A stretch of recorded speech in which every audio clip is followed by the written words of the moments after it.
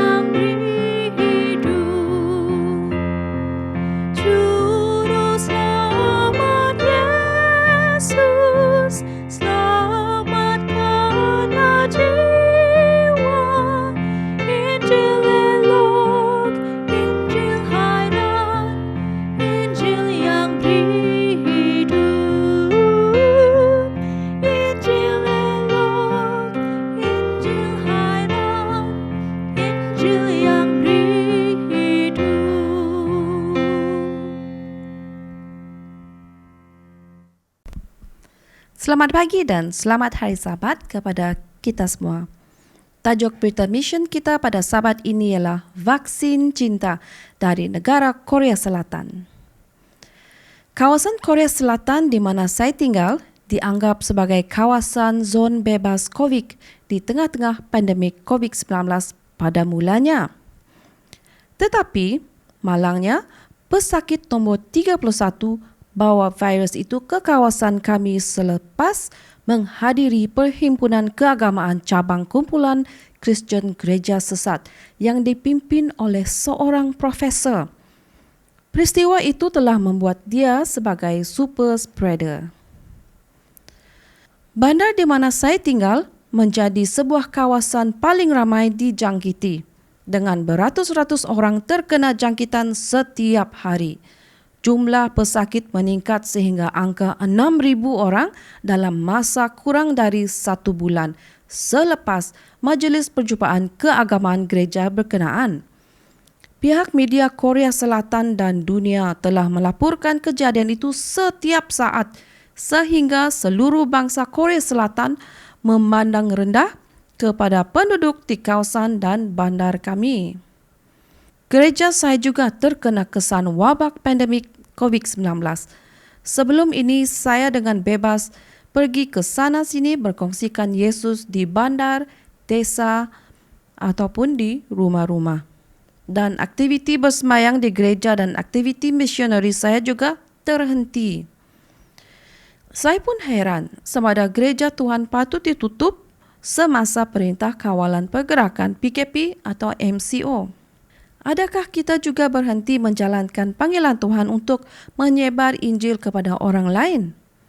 Tetapi bagi saya, ia bukan berhenti. Saya dengan segera mulakan perjumpaan dengan dalam talian melalui video dan Zoom. Jadi, sementara dunia berhenti dari segala aktiviti, saya sibuk dengan berdoa dan perjumpaan dalam talian melalui video dan Zoom. Tuhan Bapa yang diam di kerajaan sorga, saya tahu krisis global akibat pandemik COVID-19 adalah peluang keemasan dan terbaik sekali bagi engkau. Tetapi, apakah peluang yang engkau beri kepada saya? Saya berdoa siang dan malam selama PKP. Kemudian, cahaya terang menyinari kehidupan saya dari kegelapan pandemik COVID-19. Saya ingat saya pernah belajar bagaimana membuat sanitizer tangan dengan Jabatan Pelayanan Kesihatan Conference Gereja SDA Korea Selatan. Dengan bantuan dari Jabatan Pelayanan Kesihatan Conference SDA Korea Selatan, anggota gereja kami telah mengusahakan dan mengedarkan sekurang-kurangnya 500 botol sanitizer tangan dalam seminggu. Kami edarkan kepada pelanggan-pelanggan luar kami di taman-taman perumahan, rumah-rumah perseorangan, pangsapuri, dan individu yang memohon melalui talian. Kami menggunakan pelindung muka dan sarung tangan apabila kami menyerahkan kepada pelanggan-pelanggan kami. Begitu ramai sekali orang respon dengan memesan berpuluh-puluh botol, seolah-olahnya sanitizer tangan adalah bahan keperluan yang paling penting di dalam dunia. Semua pelanggan kami memberi penghargaan yang sangat tinggi kepada kami dan ramai daripada mereka tanya kami banyak persoalan. Kalian dari daerah mana? Apakah nama organisasi kamu? Kami dengan gembira menjawab mereka, kami adalah penduduk dari bandar dan kawasan yang sama. Kami adalah anggota gereja Kristen Seventh-day Adventist. Krisis wabak COVID-19 telah bertukar menjadi peluang bagi kami untuk bersaksi. Kasih sayang Tuhan telah ditunjukkan melalui hati kami yang berkobar-kobar berkongsikan Yesus yang dipanaskan oleh COVID-19. Kemudian, Tuhan memberi saya satu lagi idea. Negara Korea Selatan telah mengalami keadaan panik di seluruh negara dengan kekurangan bekalan pelindung muka. Setiap stok telah kehabisan dan orang ramai berpusu-pusu mencari di mana sahaja untuk mendapatkan pelindung muka. Di setiap kedai dan pasar raya, manusia beratur panjang untuk mendapatkan sekotak pelindung muka. Tidak lama, dalam masa seminggu, kami telah dapat mengeluarkan beratus keping pelindung muka. Pelanggan kami semakin ramai dan kami tidak cukup tenaga. Dan tidak lama, hampir semua anggota gereja membantu mengeluarkan pelindung muka. Atas pertolongan dari Tuhan, kami telah berjaya mengedarkan sanitizer tangan dan pelindung muka di banyak tempat di kawasan kami. Kali ini, hampir semua anggota gereja terlibat dalam jangkauan projek ini. Di antara kami, ada yang memberi nama pelayanan kami bergelar Vaksin Cinta. Saya sangat gembira kerana masih dapat menyebarkan Injil semasa PKP pandemik COVID-19. Dan saya tidak berhenti, tetapi semakin hebat lagi melalui penjualan dan pengedaran sanitizer tangan dan pelindung muka. Tuhan telah buka jalan dan peluang bagi kami sebab COVID-19 telah membuat anggota gereja mendapat tenaga baru, peluang baru dan daya hidup baru untuk Yesus Kristus. Melalui daya perkongsian ini, dimulai dan diberi tenaga oleh Tuhan sendiri. Saya berdoa dengan sesungguhnya supaya dunia ini dengan cepat tidak dipenuhi dengan COVID-19, tetapi dengan pengenalan akan Tuhan seperti air laut yang menutupi dasarnya. Dari Yesaya 11 ayat 9. Sebahagian daripada persembahan Sabat ke-13 suku ke-4 tahun 2021 akan dapat membantu sebuah pusat mission kawasan negara Korea Selatan di penempatan gereja Jangdongwon. Terima kasih dan selamat Hari Sabat. Tuhan memberkati.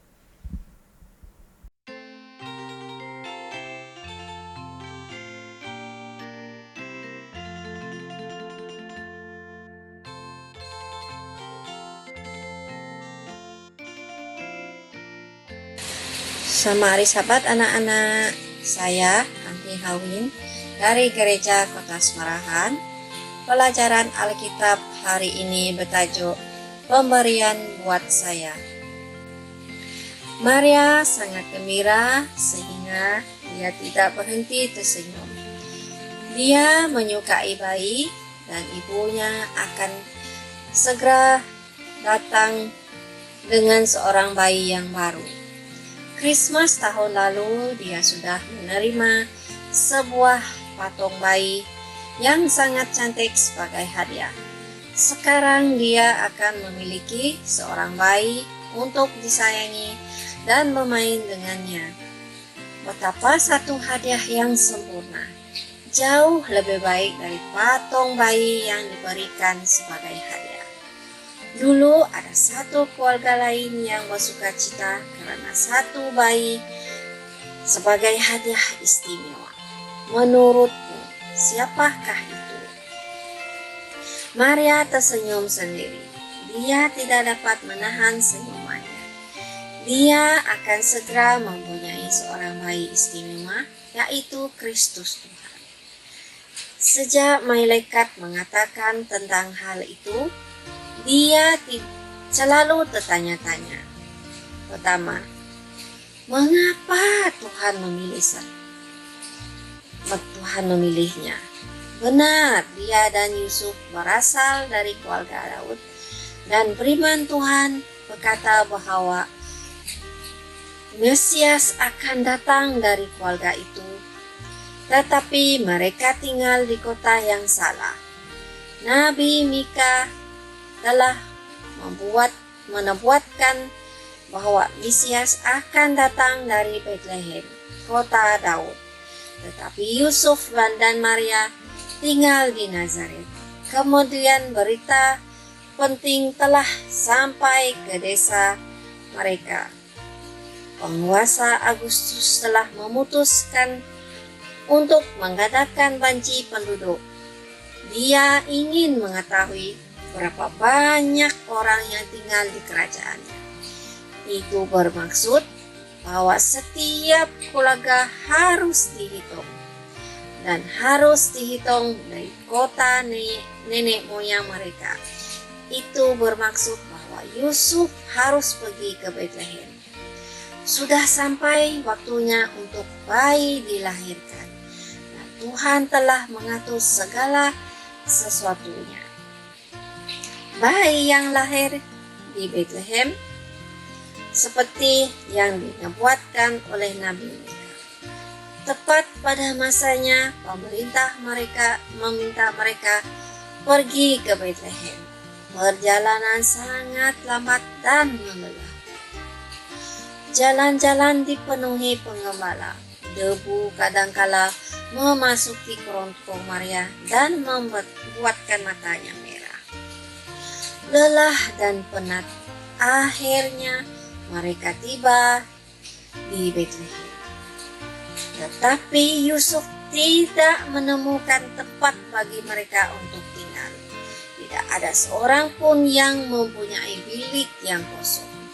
Bahkan di penginapan sekalipun sudah dipenuhi dengan orang-orang. Yusuf sedih, Maria pun kepenatan. Akhirnya seorang penjaga penginapan menaruh belas kasihan kepada mereka. Dia melihat Maria dan dia mengetahui bahwa Maria akan segera melahirkan. Maaf, dia menerangkan. Semua bilik sudah penuh tetapi ada tempat di belakang sana jika kami mengambil tempat itu, Yusuf menjawab. Kami sangat gembira mendapat tempat itu. Binatang-binatang resah di dalam kandang, mereka mengunyah dan memamah makanan mereka. Tetapi di sana ada banyak jerami, di sana tenang, dan di sana bersih dan kering. Malam itu bayi Yesus dilahirkan dan Maria membungkusnya dengan hati-hati dengan kain yang lembut dan dia bawa dari rumahnya. Dia memeluknya dipenuhi dengan kekaguman untuk sementara. Akhirnya dia menempatkannya di palungan yang diisi oleh Yusuf dengan rumput kering yang bersih. Maria merebahkan diri di tempat yang terbuat oleh jerami yang disiapkan oleh Yusuf untuknya. Dia tidak pernah seletih ini seumur hidupnya. Tetapi dia juga sangat senang dan gembira. Tuhan telah menepati firman-Nya. Dia memberikan kepadanya hadiah yang sempurna. Yesus adalah hadiah Tuhan yang sempurna bagi kita. Bagaimanakah agaknya perasaan Maryam dan Yusuf apabila mendengar pemerintah yang membuat mereka terpaksa pergi ke Betlehem? Tuhan pasti menuntut mereka. Bagaimanakah agaknya perasaan Anda jika Anda gagal mencari tempat untuk menumpang di Betlehem? Anti akan merasa kecewa, ketakutan, dan bimbang. Pada pendapat Anda, bagaimanakah perasaan Maria dan Yusuf tentang menginap di dalam sebuah bangsa? Mereka tetap bersyukur, gembira, karena mempunyai tempat untuk bermalam. Di manakah bayi Yesus tidur? Ya, bayi Yesus tidur di dalam palungan. Ingatlah Yesus hari ini. Mari katakan bersama-sama. Tuhan memberikan hadiah yang sempurna. Hadiahnya yang terbaik ialah Yesus. Ayat hafalan kita pada hari ini didapati di dalam Yakobus 1 ayat 17 disebut, setiap pemberian yang baik dan setiap anugerah yang sempurna datangnya dari Bapa. Kita biasanya mendengar cerita ini hanya sekali dalam setahun, yaitu pada waktu Krismas. Apakah bahagian yang menjadi kegemaran Anda dalam cerita ini? Orang-orang di Betlehem tidak ada tempat untuk bayi Yesus bermalam. Mereka tidak memberikannya sebarang hadiah sempena kelahirannya. Tetapi apakah yang diberikan Tuhan kepada orang-orang di Betlehem dan kepada kita? Mari jawab dengan membaca message kita. Tuhan memberikan hadiah yang sempurna. Hadiahnya yang terbaik ialah Yesus.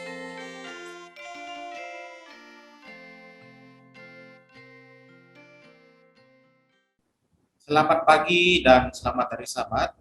Bertemu kembali Pelajaran kita pada pagi ini yaitu pelajaran kita yang ke-11 yang bertajuk Perjalanan bersama Yesus. Ayat inti kita diambil dari Lukas 24 ayat 30 sampai ke 32 yang berbunyi, waktu ia duduk makan dengan mereka, ia mengambil roti, mengucap berkat, lalu memecah-mecahkannya dan memberikannya kepada mereka. Ketika itu terbukalah mata mereka, dan mereka pun mengenal dia, tetapi ia lenyap dari tengah-tengah mereka. Kata mereka seorang kepada yang lain, bukankah hati kita berkobar-kobar ketika ia berbicara dengan kita di tengah jalan, dan ketika ia menerangkan kitab suci kepada kita? Saudara dan saudari, di dalam buku tulisan Ellen G. White, atau buku kehidupan segala zaman, muka surat 800 mengatakan, Kristus tidak pernah memaksa seseorang untuk bersahabat dengan dia. Ia menaruh perhatian kepada mereka yang memerlukan dia. Dengan senang hati ia memasuki rumah yang paling hina dan menggembirakan hati yang paling rendah. Tetapi jika manusia bersikap terlalu acuh tidak acuh untuk memikirkan tentang tamu dari surga atau meminta dia tinggal dengan mereka, ia akan lewat. Demikianlah halnya banyak orang mengalami kerugian besar. Mereka tidak mengenal Kristus, lebih dari murid-murid sementara ia berjalan dengan mereka di jalan. Tahukah Anda, mungkin salah satu daripada ironi yang paling besar adalah perkataan yang digunakan oleh para murid bagi rakan-rakan seperjalanan mereka. Perkataan parokes biasanya diterjemahkan sebagai tetamu, bermaksud mendiami sesuatu tempat sebagai orang asing. Untuk mengatakan perkara ini ialah kemungkinan besar Anda seorang saja yang tidak mengetahui apa-apa tentang apa yang sedang berlaku di sini. Tetapi sebenarnya, sementara Anda membaca cerita pada minggu ini, Yesus lebih memahami apa yang terjadi berbanding dengan dua orang muridnya itu. Karena pandangan lain, yaitu buku yang ditulis oleh Ellen G. White, Kerinduan Segala Zaman, muka surat 799, mukjizat-mukjizat Kristus menjadi bukti keilahiannya, tetapi bukti yang lebih kuat bahwa ialah penebus dunia terdapat dalam membandingkan nubuatan-nubuatan perjanjian lama dengan sejarah perjanjian baru. Sampai di sini saja ringkasan Cornerstone Remaja kita pada sahabat ini. Semoga kita berjumpa lagi dan Tuhan memberkati. Shalom, selamat berjumpa lagi kita pada kali ini. Kita akan bersama dalam program Pelajaran Sekolah Sahabat, pelajaran yang ke-11 kuartal ke-4 tahun 2021. Tidak lama lagi kita akan mengakhiri tahun ini dan kita akan menerima ataupun nyambut kedatangan tahun baru. Topik pada kali ini adalah bertajuk Kitab Ulangan dalam Tulisan-Tulisan Kemudian. Nah, saudara, apakah maksud pelajaran ini? Dalam teks yang kita baca pada minggu ini, yang terdapat di dalam Ulangan 10 ayat 15 mengatakan, tetapi hanya oleh nenek moyangmu lah hati Tuhan terpikat sehingga ia mengasihi mereka, dan keturunan mereka lah, yakni kamu yang dipilihnya dari segala bangsa seperti sekarang ini. Topik pada minggu ini berkenaan dengan tulisan-tulisan yang kemudian. Tulisan-tulisan yang kita lihat menjurus kepada apa yang telah ditulis sebelum ini. Apa-apa pun ditulis oleh para nabi, ada sangkut pautnya dengan apa yang telah ditulis pada awalnya dalam buku Ulangan. Dan pada minggu ini kita akan melihat beberapa subtopik yang kita ingin pelajari, tempuhi pada saat ini. Yaitu Yosua yang memulakan pembaharuan, Nehemia, antara nabi yang juga mempunyai perkaitan dalam tulisan Ulangan, yang mengisytiharkan penyembahan kepada Tuhan kembali. Yeremia melakukan pertobatan bagi bangsanya. Mika fokus kepada penurutan, dan Daniel pemulihan. Nah, inilah salah satu proses di mana kita sebagai manusia yang menyembah Allah ini harus melalui kehidupan yang harus diperbaharukan. Ya, kita melalui pembaharuan ini akan menuntun kita pada penyembahan ini, sejurusnya akan merendahkan diri kita dalam pertobatan. Kemudian kita akan menurut dan kita dipulihkan untuk menerima berkat Tuhan. Dan ini proses yang begitu baik sekali sebagai manusia yang berdosa. Nah, kita tahu Musa merupakan orang pertama menulis firman Tuhan ini. Dan kitab Ulangan ini boleh dikatakan antara buku yang tertua dalam buku Alkitab yang kita pegang atau kita baca ini. Dalam Perjanjian Lama, inilah buku yang paling tua, saudara, yang mengisahkan tentang kehidupan bangsa-bangsa Israel dari penghambaan, sehinggalah para nabi yang lain menulis dan merujuk kepada kitab Ulangan ini. Dan kita ketahui setiap tulisan daripada Yosua, Nehemia, Yeremia, Mika, Daniel pernah ataupun ada merujuk kepada apa yang ditulis oleh Musa dalam buku Ulangan. Oleh karena itu, tidak heranlah penulis selanjutnya mereka telah membaca, mengetahui buku ini, dan dalam tulisan mereka menyelitkan semua ajaran yang telah ditulis oleh Musa dalam buku Ulangan. Ada banyak rujukan secara langsung dan tidak langsung tentang Alkitab ataupun tentang buku Ulangan dan pekabaran dalam Perjanjian Lama. Nah, kita terus melihat kepada Yosua.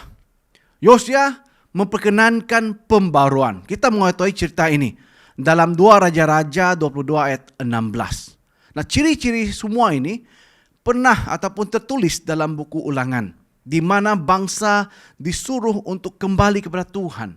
Bangsa yang memberontak ini disuruh untuk kembali dan menyembah Tuhan yang sebenar. Panggilan kepada bangsa Israel untuk dengar dan sembahlah Allah itu sentiasa bergema dalam telinga bangsa Israel. Setiap kali Musa ataupun Yosua memanggil bangsa Israel berkumpul untuk mempelajari kembali peranan dan saranan daripada Allah. Kita lihat dalam 2 Raja-Raja 22 ayat 16 mengatakan, beginilah firman Tuhan, sungguhnya aku akan mendatangkan malapetaka atas tempat ini dan atas penduduknya. Yang ini segala perkataan kitab yang telah dibaca oleh Raja Yuda. Kita mengetahui Yosua ini keturunan daripada merupakan cucu Manaseh.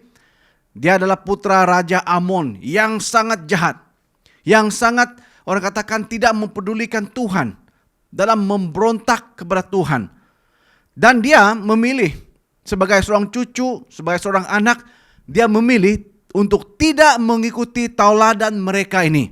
Tidak mengikuti kelakuan datuknya, bapaknya itu. Tetapi dia memilih untuk mencari Tuhan dengan segenap hatinya dan untuk memulihkan bait kudus Tuhan. Saudara, amat jarang sekali seorang anak itu tidak meniru ulah bahasa ataupun gaya kehidupan bapaknya. Sentiasa pepatah Melayu mengatakan bapa borak anak rintik, ataupun kemana tumpahnya kuah kalau tidak ke kuali. Okay? Jadi disinilah kita melihat bagaimana kehidupan anak itu tidak mengikuti jejak bapaknya. Dia membuatkan suatu pembaruan bermula pada dirinya sendiri. Dia ingin melakukan suatu perubahan. Dan kita melihat perkara ini terjadi dalam 2 Raja-Raja 22 ayat 11 hingga 19. Di mana ketika kitab Taurat Ulangan ditemukan di bait suci itu, semasa proses untuk menguduskan atau memulih kembali tempat penyembahan itu, maka satu kitab yang lama dijumpai, yaitu kitab Ulangan. Dan ketika Raja Yosua ini mendengar bacaan di bab yang ke-28 atau pasal 28, dia merobek pakaiannya.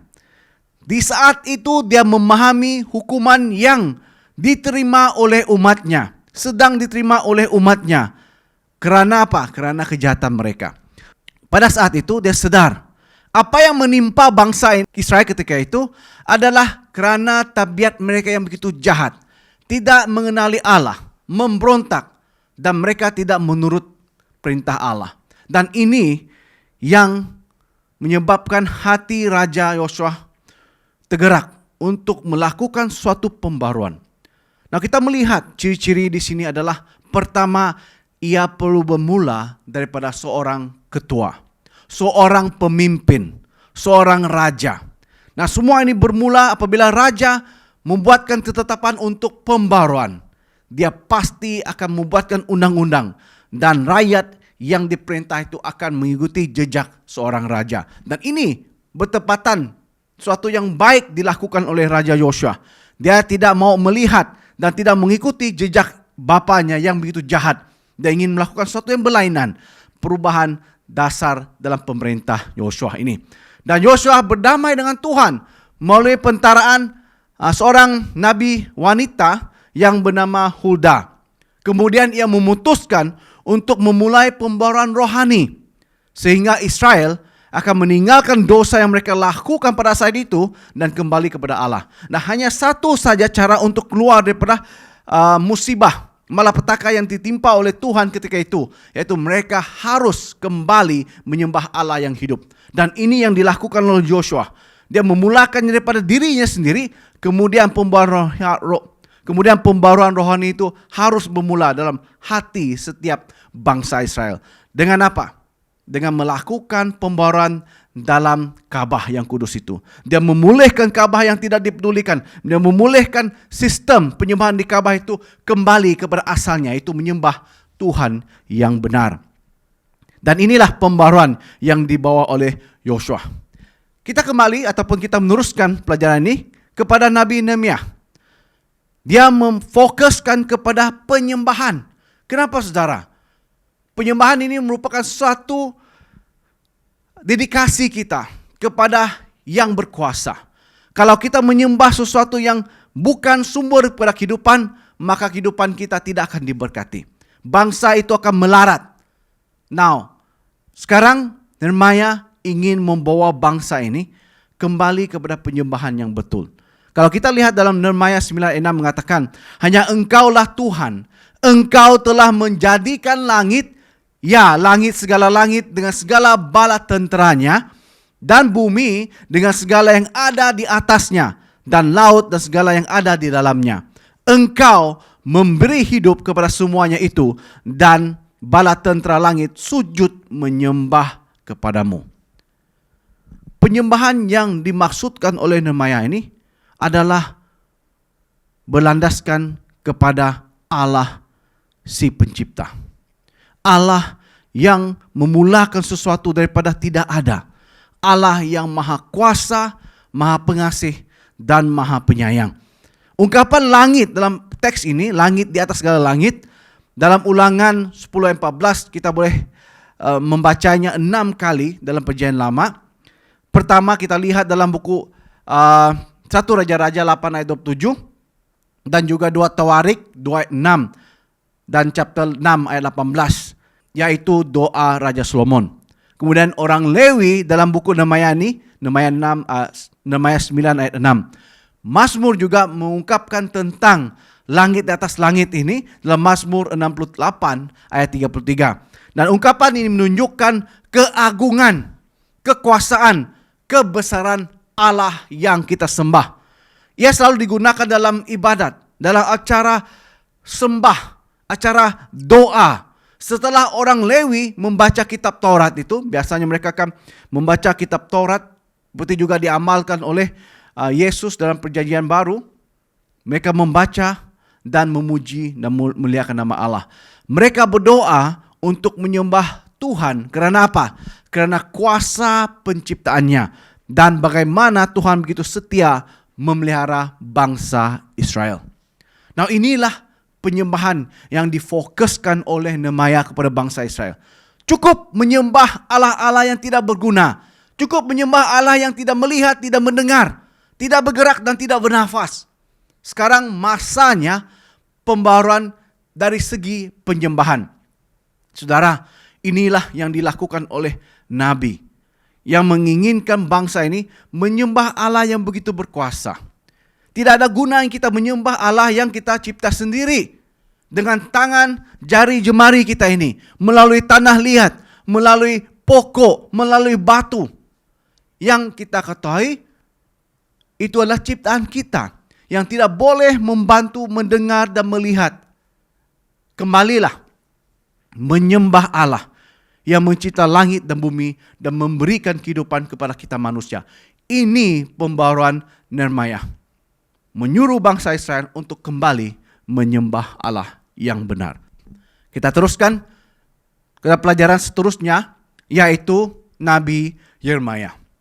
Dan kita melihat dalam teks ini, Yeremia menekankan pertobatan.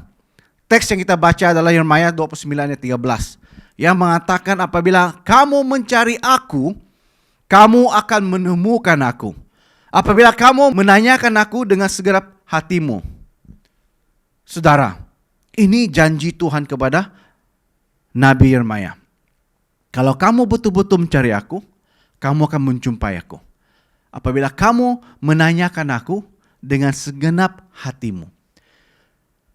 Ini yang kita baca dalam buku Matthew. Seek ye first, carilah dahulu kerajaan Allah. Kalau kita ketuk, Tuhan membuka. Kalau kita mencari, kita pasti menjumpainya. Ini kita lihat dalam kehidupan kita. Selaku manusia yang berdosa, selaku bangsa yang berdosa telah lama meninggalkan Tuhan, pertobatan itu harus bermula daripada kita. Yeremia mengutip Ulangan 4 ayat 29. Dalam buku Yeremia 29 ayat 13, dia mengungkapkan sesuatu yang diungkapkan dalam buku Ulangan. Dalam konteks menggenapkan nubuatan Tuhan akan menyerahkan kamu di antara bangsa, ataupun Tuhan akan menyelerakan kamu di antara bangsa-bangsa. Maksudnya kamu akan berpecah, kamu akan diletakkan di antara bangsa-bangsa ini. Pada saat itu sebagian daripada bangsa Israel menjadi tawanan di Babel. Karena apa? Karena satu, dosa-dosa mereka. Mereka melupakan Tuhan, meninggalkan Tuhan, meninggalkan doa, ibadat mereka, tidak mengenali Tuhan, menyembah berhala, dan mereka melakukan kejahatan. Karena dosa-dosa inilah Tuhan menarik pelindungan daripada mereka. Ingat saudara, selagi mereka menyembah Allah, tidak ada bangsa lain yang mampu menyentuh bangsa Israel. Di saat mereka menidakkan Allah, berpaling dan menyembah berhala, pada saat itulah bangsa lain dapat menguasai bangsa Israel. Nah, kekuatan bangsa Israel ini bukan terletak pada jumlah mereka, ketenteraan mereka. Ia terletak kepada pelindungan Allah. Kalau Allah tidak memberkati mereka, mereka akan ditimpa malapetaka. Nah, kita melihat mereka dijadikan tawanan perang oleh kuasa Babylon ketika itu. Dan lagi pula mereka tinggal di tanah perjanjian bergantung kepada ketaatan mereka. Kita lihat dalam Ulangan 4 25 sampai 26, Yeremia 7 ayat 4 hingga 7. Ada sesuatu yang harus kamu ikuti. Sebab tanah perjanjian itu adalah hak pemberian Tuhan kepada bangsa Israel. Maka untuk kamu menerima, untuk kamu terus diberkati, kamu harus taat dan menerima si pemberi. Maksudnya saudara, kalau kita ingin hidup diberkati di dunia ini, kita harus menurut kepada Allah yang memberi kehidupan pada kita. Kalau kita tidak patuh dan tidak menurut, kita tidak mempedulikan apa yang Allah berikan kepada kita, maka kita akan membawa malapetaka ke dalam kehidupan kita. Contoh yang lebih senang saudara, Allah melarang kita melakukan sesuatu yang membinasakan badan kita. Minuman keras, memasukkan benda najis dalam kehidupan kita. Namun apabila kita mengatakan kita ini tidak memerlukan semua itu, dan mengambil semua itu untuk kehidupan kita, apa yang terjadi? Kita tidak diberkati, malah kita mendapat kesan buruk disebabkan keingkaran kita. Maka pertobatan itu perlu wujud dalam kehidupan bangsa Israel ketika itu. Dan inilah merupakan salah satu cara untuk menyelesaikan masalah yang berada dalam kehidupan bangsa Israel ketika itu. Inilah solusi ataupun penyelesaian yang disarankan oleh Musa supaya perubahan sikap wujud dalam kalangan bangsa Israel. Yeremia menegaskan semua ini. Mereka harus mencari Tuhan dengan segenap hati mereka. Kita akan menerima berkat-berkat perjanjian jika kita melakukannya. Ini bermaksud Yeremia melihat apakah solusinya, apakah caranya untuk menyelesaikan masalah yang menimpa bangsa ini. Dan dia melihat kepada buku Ulangan. Di sanalah dia menulis dan merujuk kepada buku Ulangan. Yang disarankan oleh Musa itu adalah bertobat dan kembali menyembah Tuhan. Dan ini perlu dilakukan oleh bangsa ini secara menyeluruh agar Tuhan kembali memberkati bangsa ini. Jikalau mereka mencari dengan betul, mereka akan menjumpai Tuhan. Kalau mereka mengetuk, Tuhan akan membuka pintu surga untuk memberkati mereka. Nah, kita meneruskan pelajaran ini kepada buku Mika. Mika menulis dan fokus kepada penurutan. Kalau kita bertobat, kita akan menurut apa yang difirmankan dan perintahkan oleh Tuhan. Dalam Mika 6 ayat 8 mengatakan, "Hai manusia, telah diberitahukan kepadamu apa yang baik dan apakah yang dituntut Tuhan daripadamu. Selain berlaku adil, mencintai kesetiaan, dan hidup dengan rendah hati di hadapan Allahmu." Ini persoalan yang Tuhan berikan, yang utarakan kepada manusia ketika itu, bangsa pilihan ketika itu. Dia katakan, "Hai manusia, sudah saya berkali-kali beritahu kepada kamu apa yang baik dan apakah yang dituntut, yang dimaukan oleh Tuhan. Kamu harus melakukan apa yang dilakukan ataupun dituntut oleh Tuhan. Selain berlaku adil, kamu harus mencintai kesetiaan dan hidup dengan rendah hati di hadapan Tuhan." Tuhan mengingatkan mereka ini. Ingat, buku Mika juga mengingatkan bangsa ini. Apa yang telah dipesan, apa yang telah dikatakan dalam buku Ulangan. Kita lihat Mika mengutip Ulangan 10 ayat 12 hingga 13. Dia mengungkapkan tulisan ini kembali untuk memberitahu, mengulanginya kepada bangsa Israel. Berlaku adil, yaitu berpegang pada perintah. Mencintai kesetiaan, merujuk kepada mengasihi dan beribadah kepada Tuhan. Dan kemudian mengatakan hidup dengan rendah hati di hadapan Allahmu. Takut akan Tuhan dan menurut segala yang ditunjukkannya, diperintahkannya. Nah, pekabarannya ataupun pekabaran yang berlaku ketika itu, tapi kita melihat konteks yang berbeza. Kita melihat dalam Ulangan ini adalah satu saranan untuk bertobat dan menurut kepada Tuhan. Dalam konteks Mika ini, mereka terlihat seperti orang yang melakukan semua itu, tetapi mereka tidak adil bagi yang lemah dan yang memerlukan. Dan bertindak adil sangat penting dalam konteks ini. Kita mengetahui bahwa inilah sifat Allah. Apabila Yesus datang ke dunia ini, dia tidak mengklasifikasikan manusia sebagai golongan atasan, golongan bawahan. Di negara kita ada golongan yang diangkat sebagai B40. Ada yang di bawah M40 ataupun B40, M40, dan ada golongan yang golongan 20 itu. Yang kaya raya. Bagi Tuhan, semua manusia ini sama rata. Dia mati bagi semua manusia. Tuhan melayan semua manusia adil. Tidak ada yang kaya, tidak ada yang miskin. Tidak yang laki, tidak yang perempuan. Tuhan amat adil dan menitik beratkan keadilan nih dalam kehidupan manusia. Nah, apa yang terjadi ketika itu adalah orang seakan-akan kelihatan melakukan apa yang Tuhan sarankan. Mereka kelihatan seperti orang yang betul-betul beribadat. Mengenakan pakaian jubah yang bagus seperti orang yang alim. Namun mereka tidak setia dalam memberikan keadilan. Tidak mengasihi kesetiaan. Dan mereka tidak rendah hati di hadapan Tuhan. Dan ini bukan merupakan penurutan yang sempurna yang Tuhan inginkan. Mereka memberi persembahan untuk menunjukkan kasih mereka kepada Tuhan. Seperti juga kita memberikan persembahan kita untuk menunjukkan kasih kita kepada Tuhan. Dan untuk kelihatan seperti merendah diri, merendahkan hati kita. Dan semua ini tidak ada gunanya jika kita hidup dalam ketidaktaatan ataupun ketidaksetiaan. Seringkali tabiat kita ini, kelakuan kita ini hanya penting dilihat oleh orang dari luaran. Tapi Tuhan ingin kesetiaan kita itu, penurutan kita itu wujud dalam hati kita secara dalaman. Apa yang kita lakukan itu adalah hasil penurutan kita kepada Tuhan. Jika kita mampu lakukan itu, maka kita akan melayan orang lain dengan keadilan, dengan penuh adil. Ingat saudara, Yesus mengatakan hukum yang terutama adalah mengasihi Tuhan. Lepas itu diikat dengan hukum yang kedua, penting adalah untuk kita mengasihi manusia yang lain. Itu di mana kita mengetahui bahwa itulah hukum 10.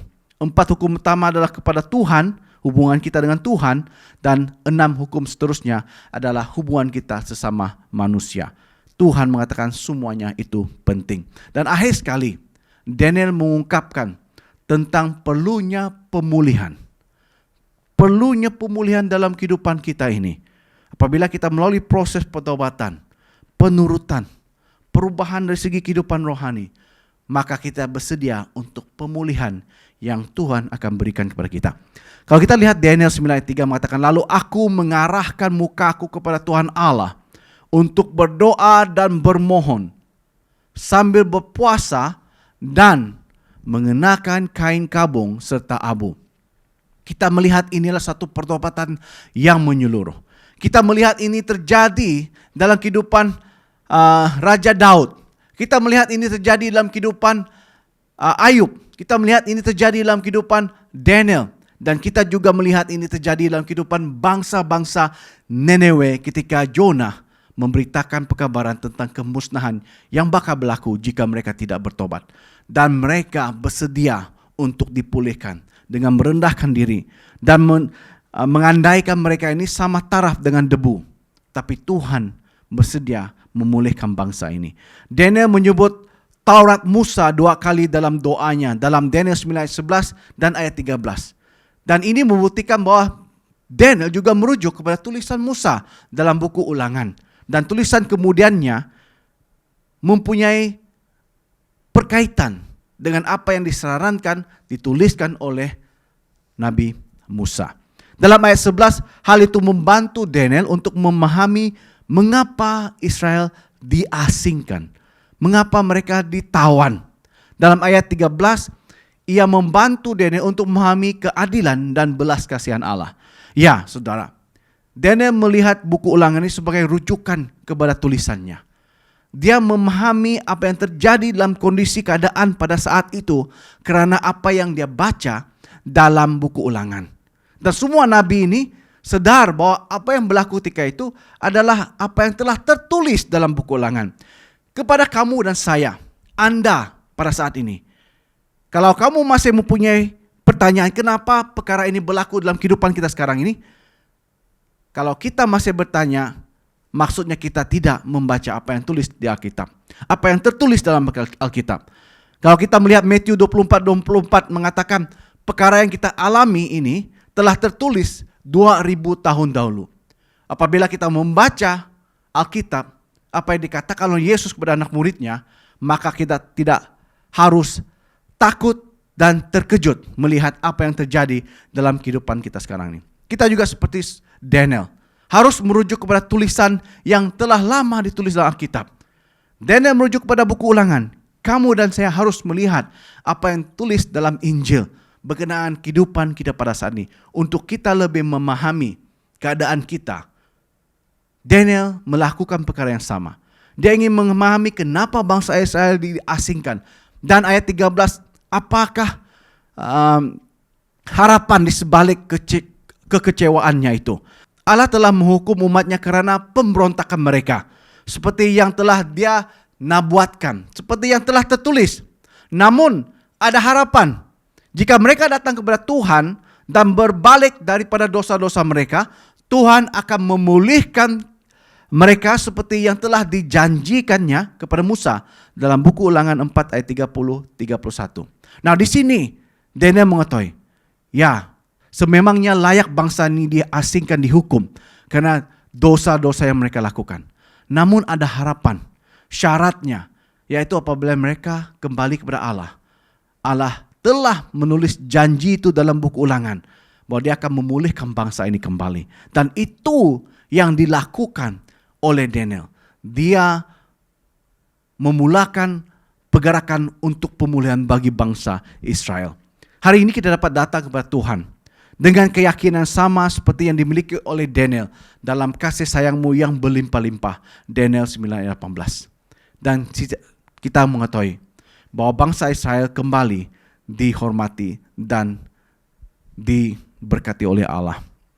Dalam tulisan Nyonya White, Selected Message Book, dalam Selected Message, beliau menulis begini, Tuhan menuntut agar kita mengakui dosa-dosa kita dan merendahkan diri ataupun hati kita di hadapannya. Tetapi pada saat yang sama kita harus memiliki keyakinan kepadanya sebagai Bapa yang lembah lembut, yang tidak akan meninggalkan mereka yang menaruh kepercayaan mereka kepadanya. Kalau kita percaya, kita harus percaya sepenuh hati kita kepada Tuhan yang kita sembah. Saudara, pelajaran ini merungkapkan kepada kita, memberikan pengetahuan kepada kita. Bukan saja nabi-nabi ini menulis cerita tentang kehidupan bangsa ketika itu, ataupun kehidupan bangsa Israel ketika itu, mereka juga menggambarkan, memahami situasi berdasarkan apa yang mereka pelajari. Mereka ketahui dalam buku Ulangan. Biarlah pelajaran ini, saudara, memberikan pengetahuan kepada kita. Kita seharusnya mengikuti jejak para nabi ini yang membawa perubahan dalam kehidupan rohani, pembaruan, pertobatan, pemulihan. Dan saya percaya, jikalau kita telah memahami Alkitab, maka kita memahami keadaan kita pada saat ini. Seperti Daniel, Yeremia, Micah, mengetahui keadaan mereka karena mereka begitu sensitif sehingga mereka mengetahui keadaan itu melalui bacaan dalam buku Ulangan. Kamu dan saya harus sensitif dengan keadaan yang ada pada sekarang ini. Peranan kita adalah membaca Alkitab, membaca apa yang ditulis dalam buku Matius, Lukas, Yohanes, dan semua buku Perjanjian Baru itu mengatakan sesuatu yang akan terjadi dalam kehidupan kita ini. Yang pasti, saudara, Alkitab telah menulis dan tertulis bahwa Yesus akan kembali. Sebelum itu kita perlu melalui proses pertobatan, pemulihan, dan kita akan bersedia menanti kedatangan Yesus yang kedua kali. Semoga Tuhan memberkati semua kita. Shalom, haleluya.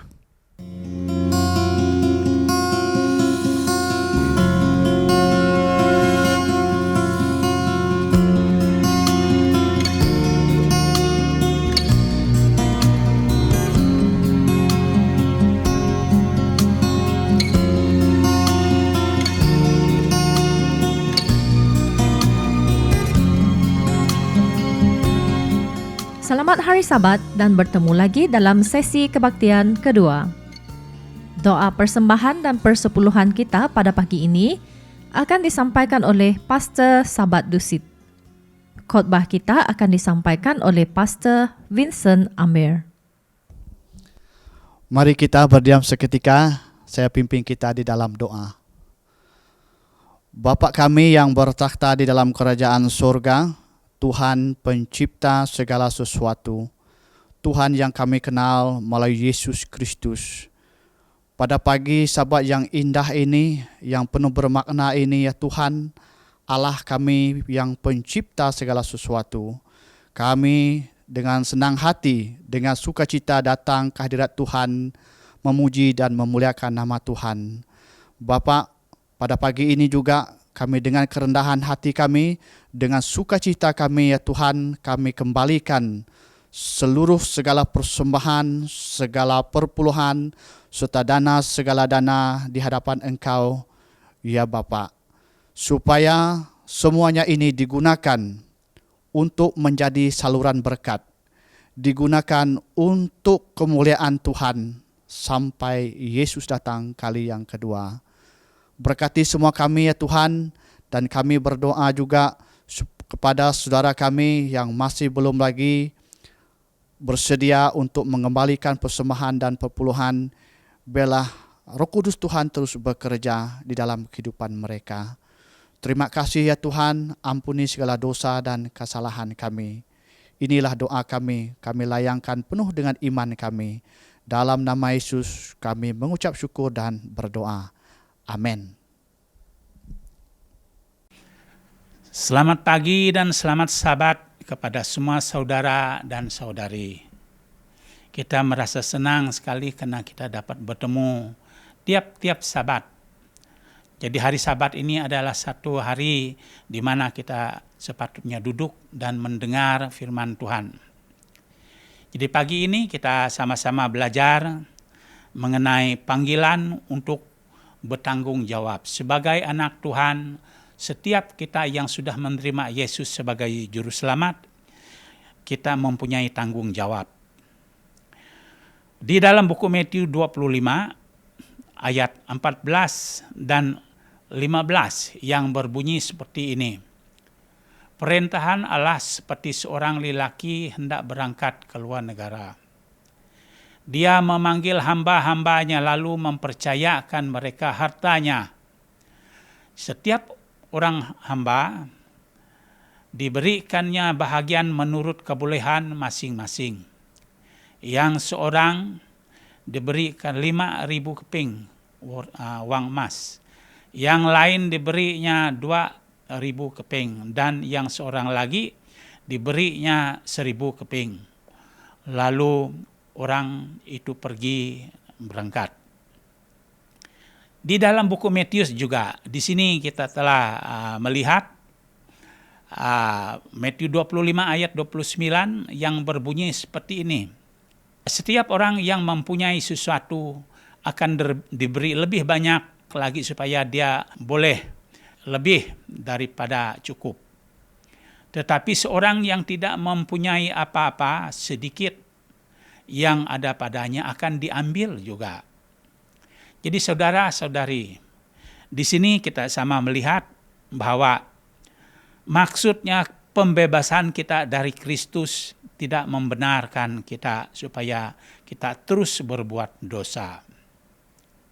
Kita sebagai seorang ibu bapa mempunyai tanggung jawab. Tidak boleh tidak memberitahu kepada anak-anak kita setiap masa tentang kebaikan Tuhan Allah. Ulangan 6 ayat 7. Mengajar anak-anak kita pasal perumpamaan yang ditulis di dalam Alkitab mengenai kebijaksanaan. Tuhan telah memberi kita berkat dalam kesehatan, pengetahuan, kebijaksanaan dalam mengurus kehidupan kita di dalam dunia ini. Maka kita harus bertanggung jawab menggunakan kebebasan itu dan membesarkan nama Tuhan Allah. Tetapi kalau kita gagal, maka upah kita yang di surga juga hilang. Apa artinya tanggung jawab? Mari kita sama lihat di sini. Dalam Matius 25 ayat 14 kita baca 14 sampai 30 pelajaran dalam perumpamaan tentang talenta. Jadi apa maksudnya tanggung jawab? Tanggung jawab bermaksud kita harus mempedulikan sesama diri. Kita harus menerima tanggung jawab itu sebagai pemberian dari Tuhan Allah. Bukan saja yang diberi cuma menyediakan bagi kita sistem check dan balance yang hanya melindungi diri kita dari kemusnahan, tetapi juga memberi kita peluang yang unik untuk membagi kehidupan kita dan merangsang orang lain. Kalau kita melihat sejarah di dalam Alkitab, di dalam Alkitab mengatakan bahwa Adam dan Hawa, yaitu dalam buku Kejadian 3, kita baca daripada ayat 3 sampai 19. Tuhan mengatakan dengan Adam dan Hawa, jangan makan. Jadi, karena mereka melanggar firman Tuhan itu, maka Taman Eden hilang. Dan begitu juga di dalam sejarah juga. Jadi sejarah mengenai Nabi Samuel dengan Raja Saul. Kita sama tahu Raja Saul itu adalah raja yang pertama bangsa Israel. Jadi Saul sangat memerlukan Raja Samuel dalam menolong beliau untuk mentadbir negara. Jadi di dalam 1 Samuel 13 ayat 8 sampai 14. Jadi Samuel mengatakan, jangan membuat persembahan kebakaran. Ini perintah daripada Nabi Samuel. Tapi apa yang dilakukan Raja Saul? Dia tidak mengindah. tidak mendengar kata Nabi Samuel. Jadi karena tidak mendengar kata Nabi Samuel, maka Raja Saul kehilangan kuasa. Kenapa tanggung jawab itu sangat penting dalam kehidupan kita semua? Di sini ada 3 sebab. Karena menolong kita supaya boleh membuat yang lebih baik dan merangsang kita menjadi pengurus masa yang lebih baik. Yang kedua, kalau kita mengutamakan orang lain, kita menyediakan diri kita diangkat. Itu yang kedua. Dan yang ketiga, tanggung jawab mengilhami dan melindungi kita dan orang yang terdekat dengan kita yang boleh membuat hubungan rapat dan teguh. Jadi karena itu saudara dan saudari, mari kita perlu selalu menyelidiki firman Tuhan untuk menyesuaikan diri dan perhatikan hidup diri kita. Apakah kita melakukan sesuatu mengikut kehendak Tuhan? Jadi tanggung jawab ke atas Tuhan Allah dan sesama diri, mencabar diri kita supaya mencapai tahap yang lebih tinggi. Berkeyakinan suci, hati yang suci, dan sikap yang boleh dipercaya. Jadi, karena itu saudara dan saudari, coba kita lihat lagi apa yang menyebab orang ramai tidak bertanggung jawab. Kita hidup di zaman dunia sekarang, banyak orang mengeksploitasikan satu sama yang lain dan tidak bertanggung jawab. Yang pertama di sini karena ingkar, suka melawan, itu sebahagian daripadanya. Jadi takut akan kehilangan, sanggup membuat sesuatu yang tidak baik. Tidak dapat diharap bermaksud kita selalu melihat dalam keadaan orang ini. Waktu saya balik ke kampung, saya mendengar banyak orang yang berungut. Kalau mereka dibayar gaji kurang, mereka tidak senang hati, ingin meminta supaya gaji diberi besar. Apabila gaji diberi besar, tapi kerja yang sepatutnya dapat dibuat 2 hari, tapi mereka buat 1 minggu. Inilah orang yang tidak dapat diharap. Dan selain daripada itu, sombong, tidak mau merendahkan diri. Jadi itulah penyebab ramai orang tidak bertanggung jawab. Apa akan terjadi sekiranya tidak ada tanggung jawab? Di sini juga ada beberapa akibatnya kalau seseorang ataupun kita tidak bertanggung jawab. Kita akan tidak betul-betul ataupun serius. Jadi yang kedua, berkat yang Tuhan bagi akan terbuang begitu saja. Jadi itu akibat kalau tidak bertanggung jawab. Jadi yang ketiga, menghalang kehidupan rohani kita. Itu akibat kalau tidak bertanggung jawab. Jadi memecah hubungan yang paling berguna. Jadi akibat tidak tanggung jawab juga dapat menghilang kawan. Jadi itu kata orang, banyak orang kata, kenapa seorang itu tidak percaya dengan saya? Jadi kepercayaan ini bukan dia datang begitu saja. Kepercayaan ini perlu dicari, perlu dibuat.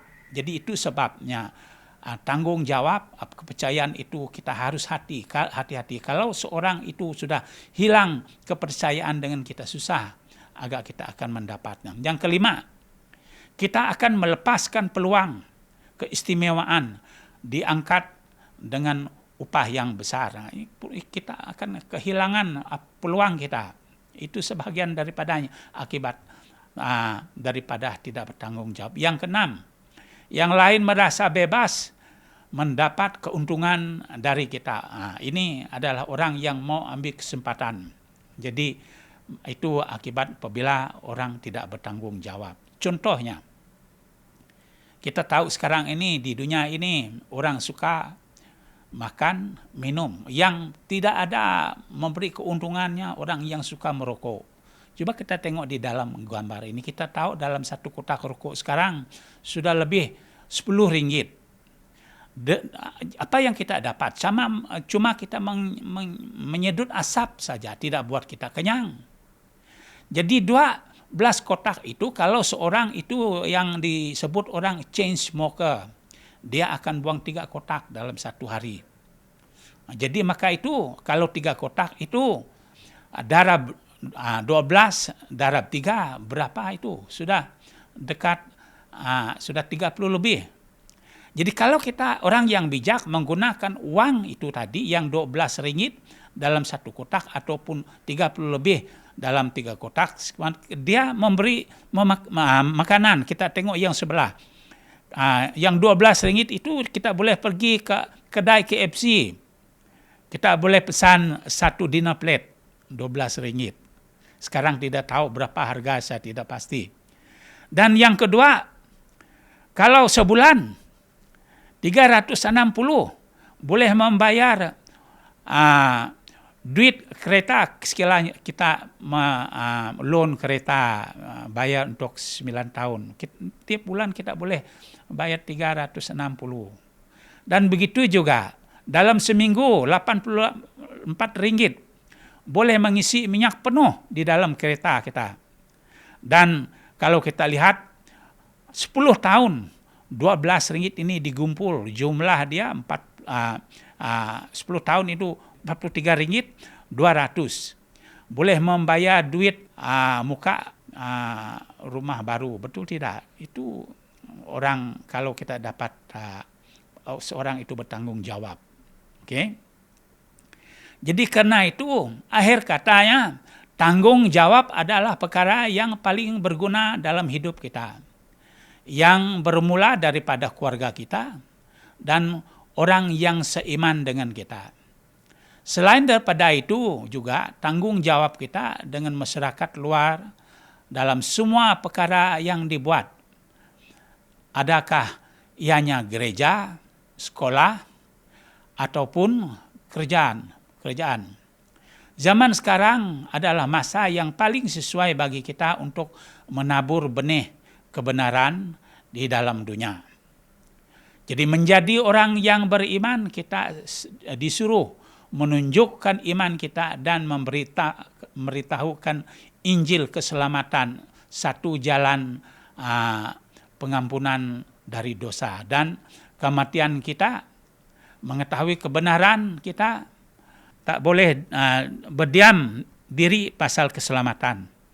Maka kita diberi tanggung jawab memberitakan Injil keselamatan seberapa yang kita boleh dan rendah hati dan rajin.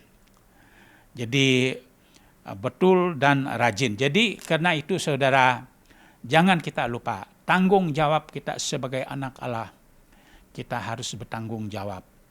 Asal kita sudah menerima Yesus sebagai juru selamat, kita dibaptiskan, maka tanggung jawab kita adalah memberitakan Injil. Jadi maka sampai sini saja, Tuhan memberkati kita semua. Mari kita berdoa. Tuhan Allah Bapa kami dalam sorga, terima kasih karena kami dapat duduk bersama mendengar firman-Mu. Kami mohon supaya berkat Tuhan sentiasa ada bersama, menjaga dan melindungi semua kami. Jauhilah kami daripada bahaya. Sekarang ini kami sudah mau capai penghujung tahun. Terima kasih karena kami masih hidup. Biarlah Tuhan menolong kami supaya bertanggung jawab memberitakan Injil keselamatan kepada orang lain. Terima kasih karena Tuhan mendengar dan menjawab doa. Kami mohon semua ini dalam nama Tuhan Yesus yang menjadi juru selamat dan penebus semua kami. Amin.